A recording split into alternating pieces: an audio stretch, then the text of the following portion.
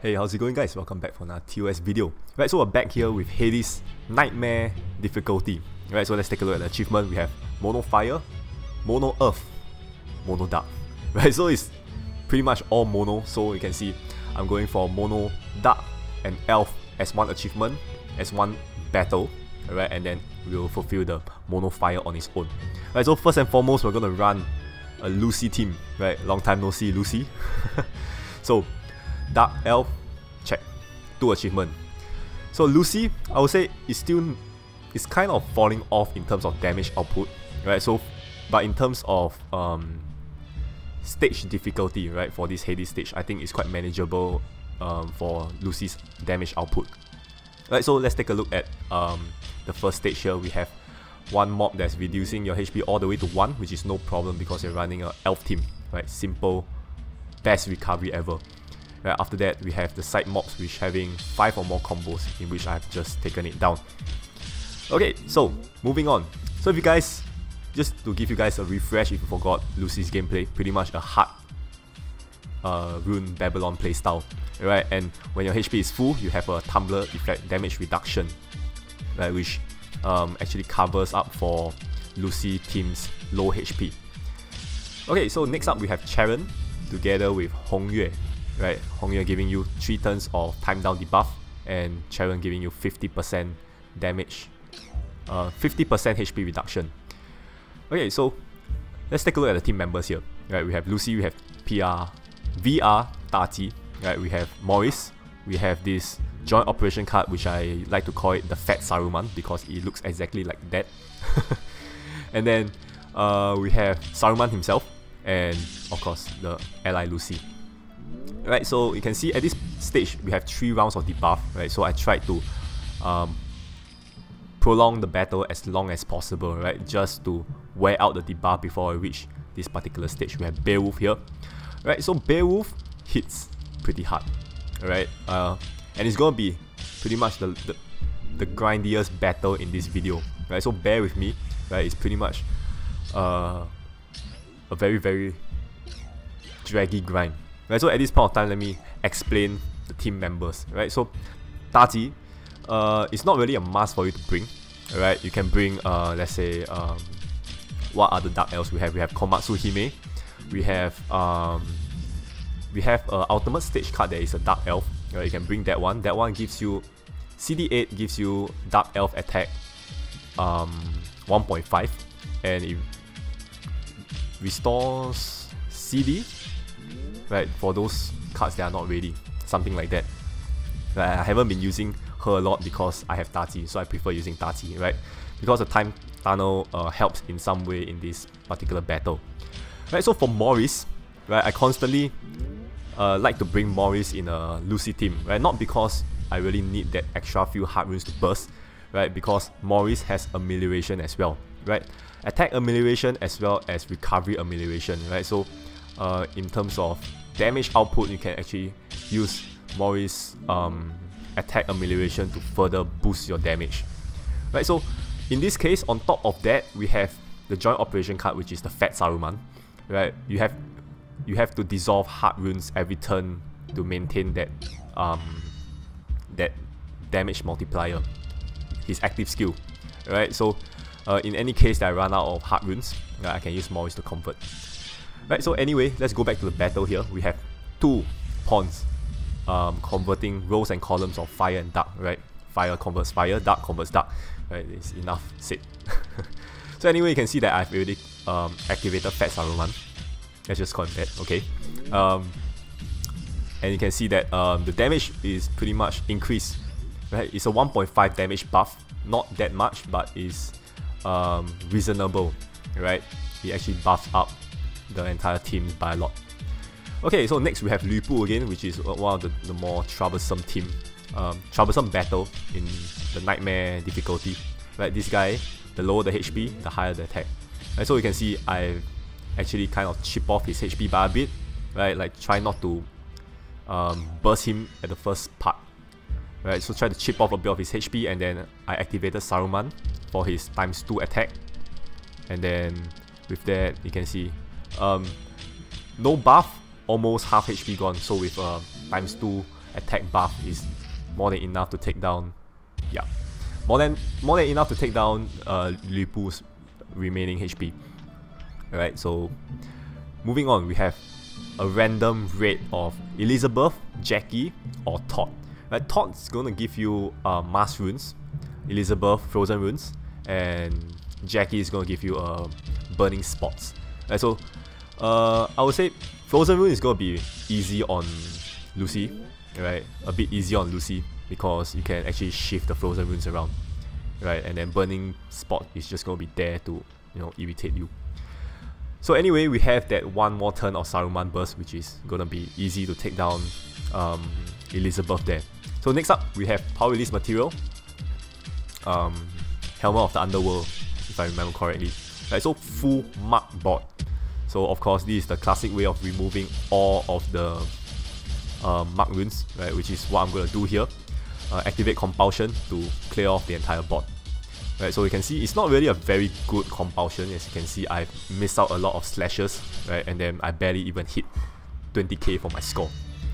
Right, so we have a craft that converts the rune that is most in number to Heart Rune, right, in which is gonna assist us in the next battle. Battle 8. What do we have here? Shuten Doji. Alright, non-PR Shuten Doji here with Neutralize Reset. So it's pretty much gonna reset, yeah, it's gonna reset my Fat Saruman buff there. Right, so note that Fat Saruman doesn't, CD doesn't go down when it's activated, right? Meaning now it's just started its cooldown. So it's gonna take a while before this Fat Saruman comes back. Right? I find it's so funny to call him Fat Saruman. Right, so Shuten Doji here have Weathered Runes, right? So it's gonna be pretty troublesome for a Babylon playstyle. Right? But here, this guy is on CD2 and you're running an elf team. Right? So that is an accident. Right, so as you can see, although having an accidental touch there, right, of the Weathered Rune, I actually still managed to recover to full HP. Right, so this is a very, very safe stage, right, as long as you recover back to full HP. So you can see Fat Saruman is back. Just activate him, and then once the damage buff kicks in, it's time to move on to the next battle. Alright, so battle 9 out of 10. Right, so this is where I actually utilize Tati. Right, as I mentioned, she's not a very important, he's not a core member of a Lucy team. But since I have it, I'll just use it here. Right, so we have two mobs having the flaming columns, right, and then Cerberus in the center having the skull. Right, with Phantom. So that's going to ignore Lucy's Tumbler or damage reduction passive. Alright, and then it's going to be very easy once the flaming column is down. Right, so one more spin or two more spin. Right, this Cerberus is going to be at CD3. Right, I think it's going to be a standard CD3. So within 3 turns, after the first turn, the fire column is down, it's quite easy to take down Cerberus in 2 turns after that. Okay, so we're finally here at the boss. Right, so here, first HP bar, you don't really see anything, right? It looks like it's just poison. But for 3 rounds, active skill of non-demon and non-elf is going to be locked. Right, so we're running full elf here, so you don't see the skill lock here. So we're going to run Lucy active skill here, and that is pretty much going to take down the first HP bar. Right, easy peasy. Okay, so next, he's going to come in with the neutralize. So there goes Fat Saruman once again. So note that there is 0 recovery here, so you cannot recover in this second HP bar. Right, so here, Saruman is back, activate Saruman, not the fat one, the normal one, the actual one, and activate the other Lucy. Right, and if you don't feel confident, you can just tap Compulsion, in which I don't think is necessary. Right, judging from the damage output we have from the first HP bar. Right, now we have Saruman ×2 attack buff. Right, it should be more than enough. Right, activating the craft is just gonna overkill the second HP bar. Right, so most importantly, what you want is him to be dead, right? Because you can't recover on the second HP bar, right? It's gonna suck very badly if he doesn't die. Okay, so that's game for the first 2 achievements. Mono Elf, Mono Dark. Right, so Lucy is glad to bring a bit of old gameplay back, right? Because I have not touched Lucy for a super long time, right? Pretty much few months back, or maybe a year, I have not touched Lucy. Right, so anyway, Mono Fire, I'm gonna form that team. I'll be right back. Okay, welcome back. So we have our Mono Fire achievement team here, right? I kind of brought back a bit of Cao Cao gameplay.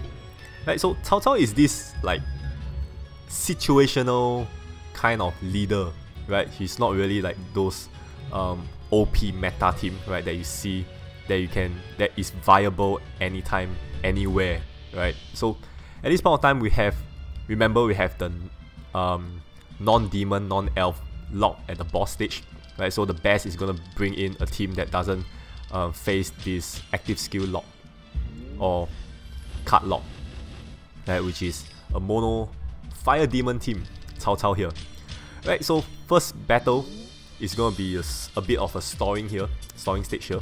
So what I'm trying to get up is Doris. Doris is gonna be a very fast card to be up, right? So you can see here, once I'm just gonna kill it off before the mob attacks me. That's all. Right, so next up, we are back here at Cheren and Hongyue. So note that we have a 3 turns of time down debuff, right? So for Cao Cao team, we have an extended movement time, so you can see that this time down debuff it's not really affecting us, right? But most importantly is to take down Cheren first, and then after that you can store on Hongyue, because Hongyue is on CD3, right, initially, and then you can just play around until he hits CD1 and then kill him off. Right, so Cao Cao gameplay, just a bit of a refresher if you guys didn't check out the pre-battle page there. The more sets of fire rune you dissolve, the higher the damage multiplier, right, to the max 3 sets of fire runes. So the key kind of playstyle here is to separate your fire runes as much as possible, right? Try to make as many sets of fire runes to get the best damage output. Right, so here we are at Beowulf, right, as I mentioned, the most troublesome stage here. So what I do is a Doris convert, because we have a damage multiplier plus a convert, right? At the same time, I'm going to hit the Dragonic Compulsion button. Right, so what I equip is a craft here that ignores attribute relations, right, in which it's going to easily take down Beowulf here. Right, Beowulf here have quite a resistant defense. I think it's about 100k plus defense. Right, it's not massive, but it will kind of affect the damage in a way, right, if you do not really burst. So Doris plus craft, right, is definitely going to take down a Beowulf, especially my craft ignores attribute relations, right? That's definitely going to kill him off. Next, we have the 2 pawns. So with accumulated fire runes, it's going to take down this stage in a spin. Right, so that craft actually gives 2 columns of fire runes as well, so we're just going to use that to kill him off. Okay, another troublesome stage. Yay! We have Lu Bu here again. The lower the HP, the higher the attack. Trojan. Right, so at this point of time, I'm kind of contemplating like what kind of skill should I use, right? Since all of them are ready, right? But it's all about active skill management. Right? You do not want to activate the wrong cards at the wrong time. Right, so I'm thinking, okay, let's just go for Cao Cao. Cao Cao convert, and then try to activate as many amelioration as possible. Right, at this point of time, you can see Doris is activated, Achilles is activated, right, and that's going to take down Lu Bu in 1 spin. Okay, so RNG. Elizabeth appears once again. Alright, so didn't manage to show you guys Jackie or Todd, right?